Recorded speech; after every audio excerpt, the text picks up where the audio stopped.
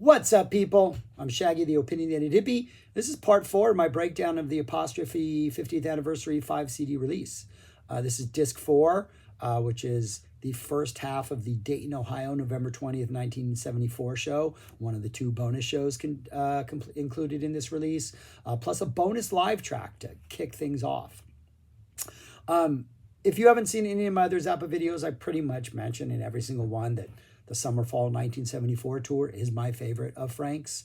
That's where this show is from. Super excited to get to it. This band, I would say, is the best band Frank ever had. Ruth, Chester, Napoleon, George, Tom on bass, Frank. And it just doesn't get better than that. One keyboardist, one guitarist, one drummer, one percussionist, one horn/singer, one bass player, no doubles of anything. Just the best group of musicians, and I would argue the best set lists from night to night. So this is the first half of the November 20th show, though we get a bonus track first. And the bonus track to open up this disc is the Inca Roads from Salt Lake City, Utah, 3/18/74. Finally, Inca Roads, which has been the second half of the song, has been thought out and developed and played, and then went into the studio and recorded it. Now that we've hit 74, Frank's like, this needs something more. We need an intro. We had an intro before. We had the Cocktail Lounge version with the did a vehicle. Marquez did it. George Duke did it. It was pretty good, but it definitely didn't lend any more sort of epicness to Inca Roads. I think the Jazz Cocktail Lounge was more just like funny and cool, and it set up the ridiculous sort of written passages of Inca Roads really well. But I think Frank knew the song needed a little bit more, so he now has the intro, and we have the percussion riff, the do do do do do do do do. So we have that going.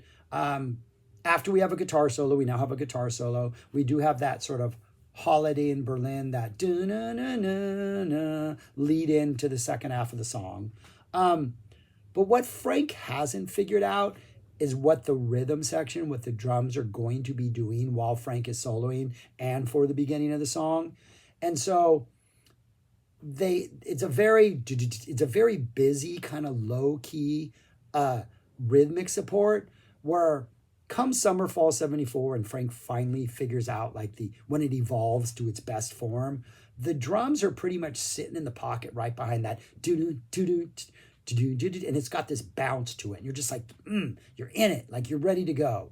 This one just kind of keeps this like very like just almost static rhythmic section, and the percussion is not as emphasized as much as it should be. And then we get to that part that is like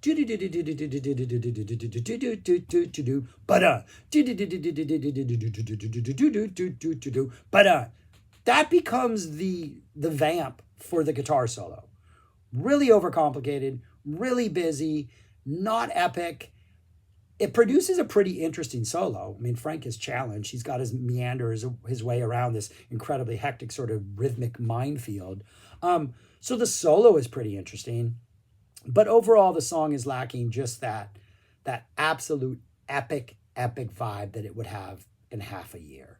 So if I had to rank all the Incas, and someday I probably will, I'm not going to put this anywhere near the top, because I do think that intro, that first half before we get to the crazy second half, it's just not there yet.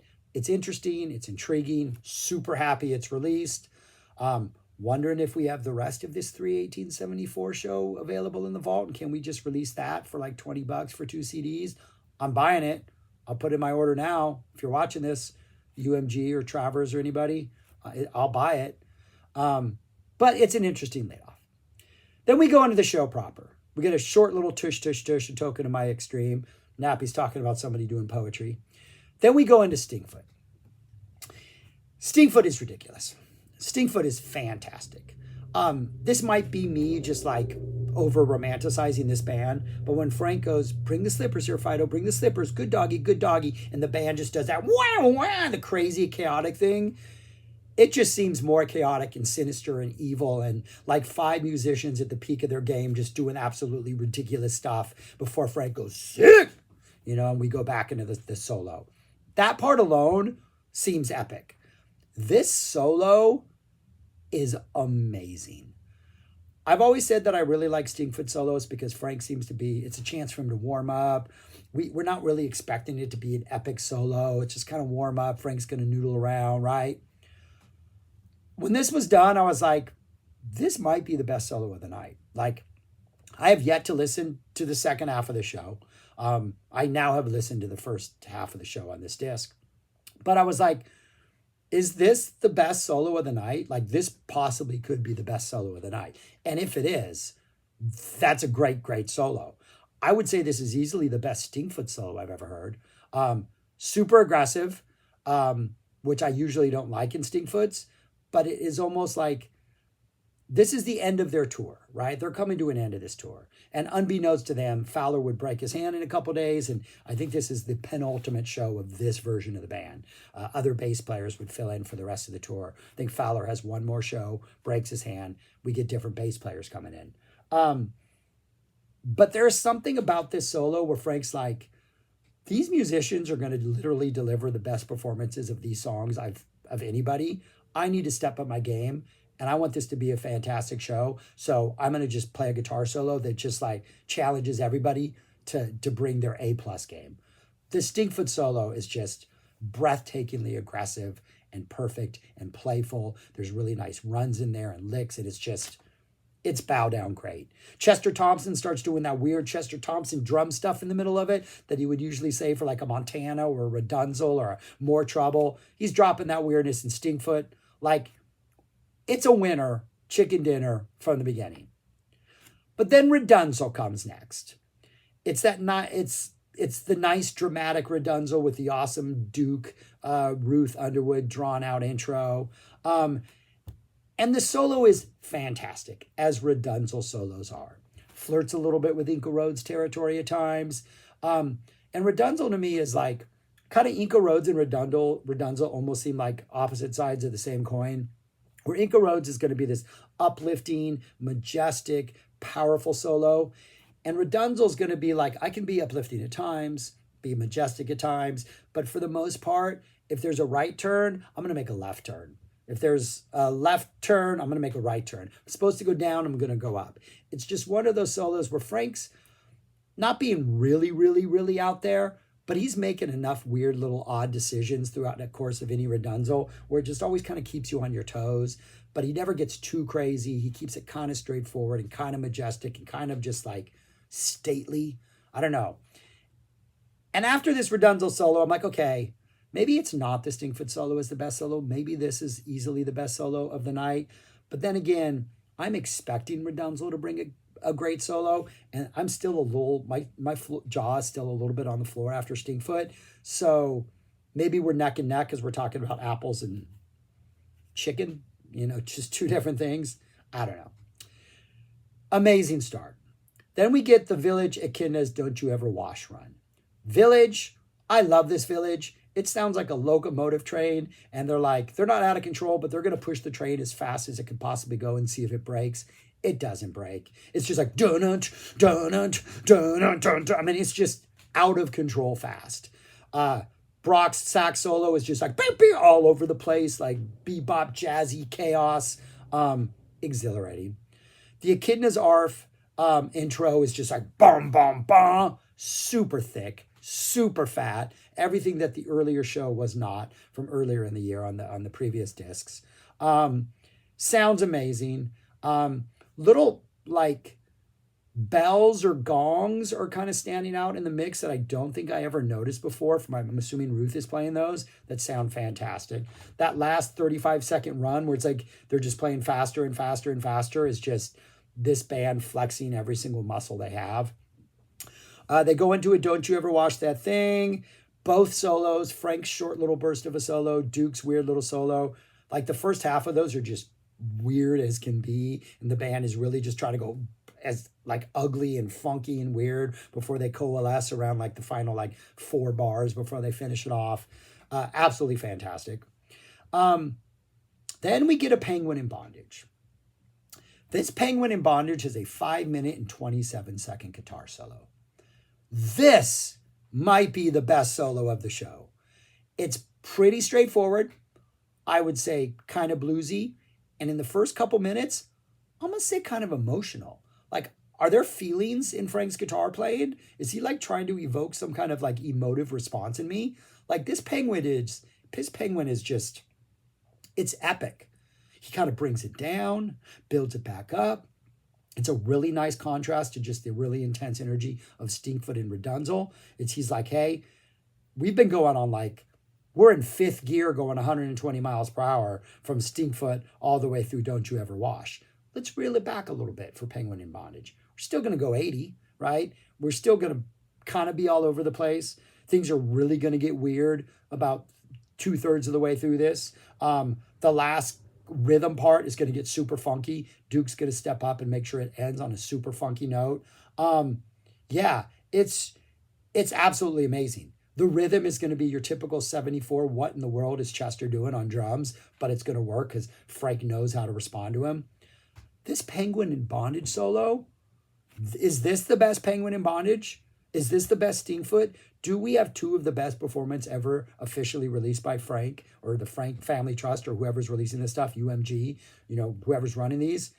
These might be two. Like going into this, the November 20th show, which we did not have a complete version of, I think there's just not that good tape circulating.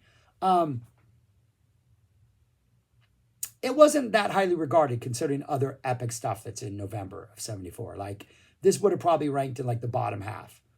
But this is amazing. After Penguin, we get your typical Tamershi Deween, which again sounds like the band is just like, it's like Usain Bolt. It's just like the fastest runner in the world, just flexing. Into a Dog Breath Variations, into an Uncle Me, in which Nappy goes, and I think it's George, it says, jailbait, hate, at some point. And then a Building the Girl, where Frank leads the band, and they make all weird noises, and Ruth has that thing that sounds like it's like a turning a crank type noisemaker. Yeah, what else can I say about this? This is the best CD of music I've heard since Zappa Erie dropped, and there was another Fall 74 show in there. I love this. I've heard this band play these songs probably more than I've heard any other Zappa band play any other number of songs. And yet I'm still absolutely blown away by the performances, the energy, the guitar solos, the band having fun. Every time Duke solos, Brock's saxophone solo, this to me is peak music. And I still got one more disc to go. And that disc has a Pygmy Twilight on it, the slow rock version, which I'm super, super excited about. That more than anything is what I'm excited about. And there's a room service. Always interested to see what they're doing in room service at this point in the tour. So all I got to say is I recommend this. Like the box set, you got 5 discs. I reviewed the first one. I'm not even sure it's necessary. They should have just released 274 live shows because, if you're a Zappa fan, I don't know how you skip this. This is like, I bow down to this. I worship this. This is the thing that probably made me a fanatic, a hardcore fanatic, was summer 74, fall 74. And this is living up to that. Like every time they release a show and I'm like, hey man, I've always said this is my favorite tour. They release a show. I'm like, there we go. There's more evidence in my case. And here we go. There's more evidence in my case for this being the best band Frank ever had. That's all I got. Let me know your thoughts on this. I got one more disc to go. Then I'm going to rank all the guitar solos. And as I'm listening to this, I am battling in my mind. Is Stinkfoot, is Redunzel, or is Penguin the best solo on this box set? And I'm not sure which one of those it is. They're all so good and unique and refreshing and just Frank at his best. And I still got a Pygmy Twilight to go, which, all right, I'm rambling. Subscribe, like, share, comment, do those things. Let me know your thoughts on this. I appreciate your watching. Go listen to this.